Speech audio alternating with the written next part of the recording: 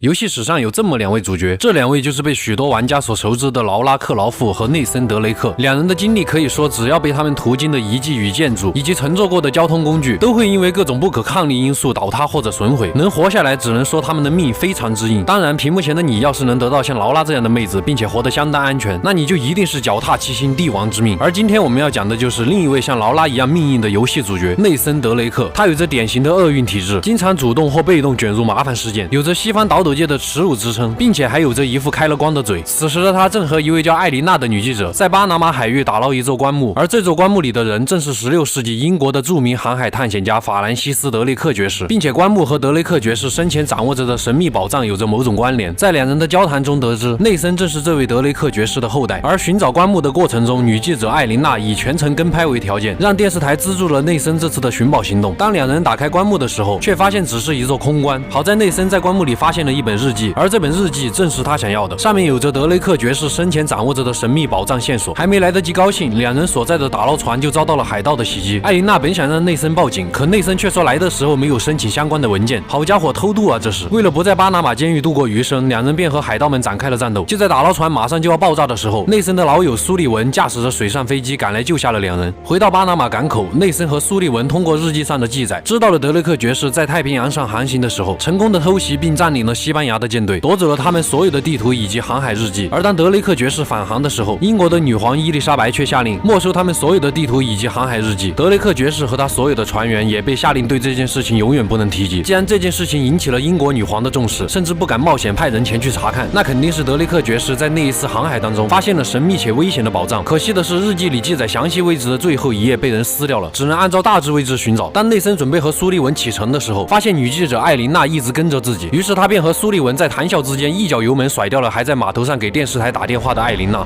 在日记的指引下，二人来到了亚马逊深处的热带雨林。在雨林的遗迹里面，内森发现了一座地下宫殿。进入地下宫殿以后，内森发现早在几百年前，西班牙人就已经来过这里，而德雷克爵士也一定来过这里。一路深入，两人从日记和宫殿里面的线索得知，一座由黄金铸成的雕像已经被西班牙人带走。跟随着雕像被拖行过的痕迹，两人走出了地下宫殿，来到了一座瀑布。而一艘二战时德国废弃的潜水艇正搁浅在瀑布的中央。于是内森留下苏利文在外面，自己则独自进入潜水艇探索。当内森进入潜水艇的内部以后，发现四处都是触目惊心的血迹。途中，内森在一具德国人的干尸旁边发现了散落在地上圆圆的西班牙金币，随手拿走一个。进入到驾驶室以后，内森发现了死状凄惨的德国船长干尸，竟然意外的从船长身上发现了日记上被撕掉的一页，上面正是标有宝藏详细位置的地图。这个发现也表示，当时除了德雷克爵士和西班牙人，还有许多人都在寻找这个宝藏，可都因为不明的原因导致这些寻宝的人接连死去。正当内森和苏利文谈论这个好消息的时候，无线电另一头苏利文的声音却戛然而止，显然出事了。当内森从潜水艇里面出来的时候，发现苏利文已经被一伙陌生人劫持。原来苏利文欠下了一大笔赌债，走投无路下，苏利文只能在这伙人的首领诺曼那里借了高利贷，从而导致诺曼带人追债，一路尾随二人到了这里。更不幸的是，诺曼听到了二人之间的对话，巨大的利益下，让诺曼想要胁迫内森找到宝藏。无奈之下，内森只好交出了刚刚找到的藏宝图。当诺曼从两人口中知道了充足的信息以后，他竟然直接一枪杀掉了苏利文。当内森也快死在枪口下的时候，潜水艇里面的鱼雷发生了爆炸，内森则趁机会逃离了这里。刚刚逃出升天的内森还没来得及喘口气，就被气冲冲一路找来的艾琳娜揍了一拳。当内森将发生的一切告诉了艾琳娜以后，一路在敌人的追击之下，经过了惊心动魄的战斗以后，逃到了安全的地方。二人一合计，身为记者的艾琳娜想要故事，而内森想要为苏利文报仇，于是他们决定立即动身，前往那个被西班牙人运走的黄金雕像所在地。就这样，内森和艾琳娜踏上了新一轮的冒险。位于太平洋中心的神秘海岛，内森和艾琳娜二人正驾驶着水上飞机飞行在海岛的上空，这里正是黄金雕像的所在。而这一刻，内森的开关嘴在这一刻开光了。刚说完希望自己是第一个到达这里的时候，就遭到了海上的地对空炮火袭击。在即将坠机的时候，艾琳娜和内森先后从飞机跳伞逃离。没想到的是，内森的降落伞被烧了一个洞，好在背的不是书包。最终内森挂到了丛林的树上，才捡回一命。由于降落的地点不同，内森只好开始寻找艾琳娜。一路遭遇岛上提前到来的雇佣兵，他来到了飞机坠毁的残骸处，找到了遗失在在飞机上的地图，并且发现了艾琳娜正在远处的堡垒之上。好不容易杀到堡垒高处的时候，竟然意外发现了西班牙人舰队的残骸以及建筑下方的艾琳娜。这个时候，艾琳娜身后却出现了雇佣兵，情急之下，内森开枪掩护，却被另一个雇佣兵反手用榴弹炸晕了过去。当他再次醒来的时候，已经被关在了堡垒的监狱之中。艾琳娜这个时候却出现在了窗口，简单交谈了几句，艾琳娜便去想办法救内森。这个时候，雇佣兵的首领艾迪出现，开口就拿着内森的地图嘲讽他。从两个人的交谈之中，内森曾经和这个雇佣兵首领艾迪有着不愉快的过去。艾迪对内森说，只要他愿意帮助自己找到黄金雕像，就能让他多活一段时间。内森显然不太愿意，艾迪气急败坏下，想要用艾琳娜的性命来威胁内森，并说一个女孩有什么能耐，惹出多少麻烦。这一刻，内森的开关嘴仿佛会传染一般，艾迪的话音刚落，内森身后的墙壁轰然倒塌。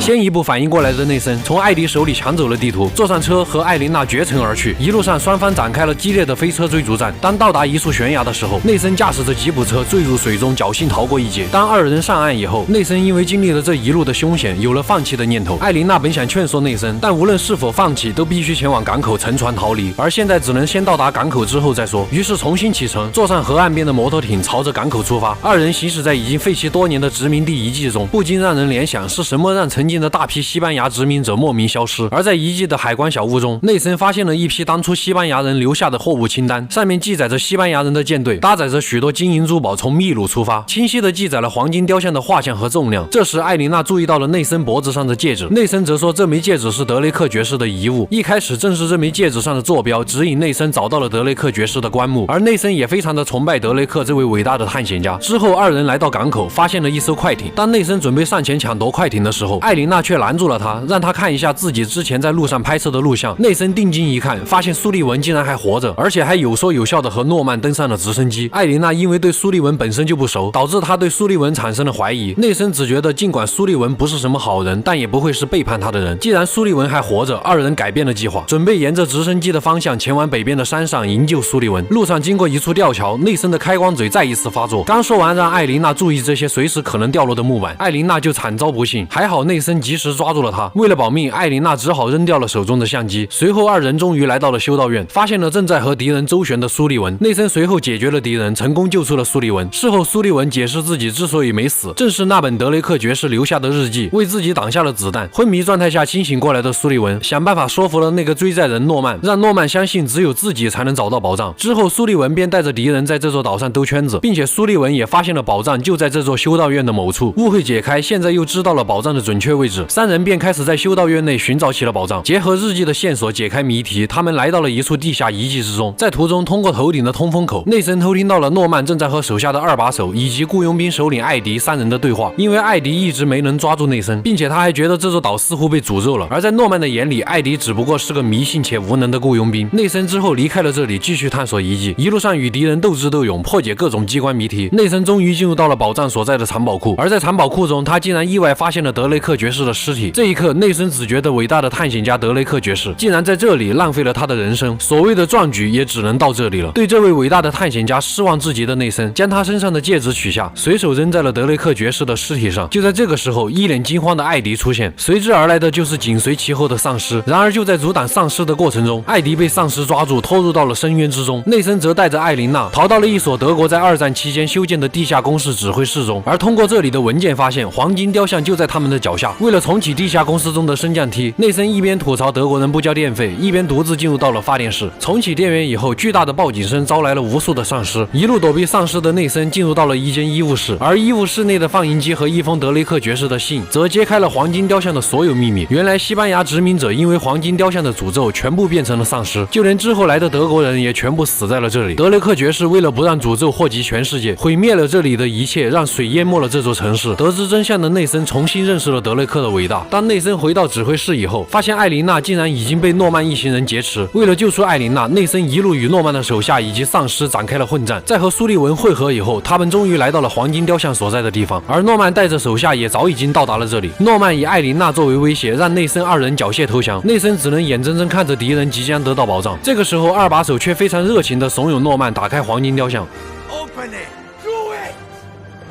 正在兴头上的诺曼毫不犹豫就打开了雕像，然而雕像内就只是一具干尸，随之而来的就是干尸飘散出来的诅咒烟雾。诺曼吸入这股烟雾以后，瞬间就变成了丧尸，回头就朝着二把手扑去。二把手毫不犹豫的一枪结果了诺曼，并且招呼着早就已经被自己策反的手下们，派出直升机就要拖走黄金雕像。随后二把手挟持着艾琳娜登上了直升机，内森一路追赶，紧接着内森直接跳上了已经被直升机吊起来的雕像之上。通过手下的告知，二把手知道了内森跟了上来，于是他招呼手下立即对内森发起了攻击。艾琳娜则在这个时候趁后座的敌人不注意，一脚就将敌人踢下了直升机，正好掉落的那个人手里的机枪走火，击中了驾驶室的飞行员。二把手只好驾驶着直升机迫降在了海岸边的货船上。内森一路追着二把手展开了肉搏，惨烈的战斗过后，内森打晕了二把手，眼看着直升机即将跌落海中，内森赶忙冲上去救出了昏迷在里面的艾琳娜。还没来得及庆幸，二把手醒了过来，捡起枪想要杀掉两人。内森赶忙将直升机推下了悬崖，直升机上的绳索拴住了二把手的脚，将二把手连同黄金雕像一同带着坠入了大海之中。这一次寻找德雷克爵士宝藏的冒险终于告一段落了。内森和艾琳娜站在甲板上感叹着，虽然这一次空手而归，但也拯救了世界。而艾琳娜也拿出了当时内森扔掉的戒指，并且重新为内森戴好。就在逐渐暧昧的氛围下，苏利文这个时候却不合时宜的出现，打断了两人。当然，精明的苏利文可不愿意空手而归，他随手掀开旁边的布，露出了好几箱装满金银珠宝的箱子。在回家的路上，内森对艾琳娜说自己很抱歉没有让她得到想要的故事，艾琳娜却说没关系，还会有其他更多的故事。伴随着夕阳下温暖的阳光，一行人离开了这座海岛。然而内森的探险之路还远远没有结束，就像探险家德雷克所说，任何伟大的事迹都一定拥有起点，唯有坚持到最后，才能收获真正的成就与荣耀。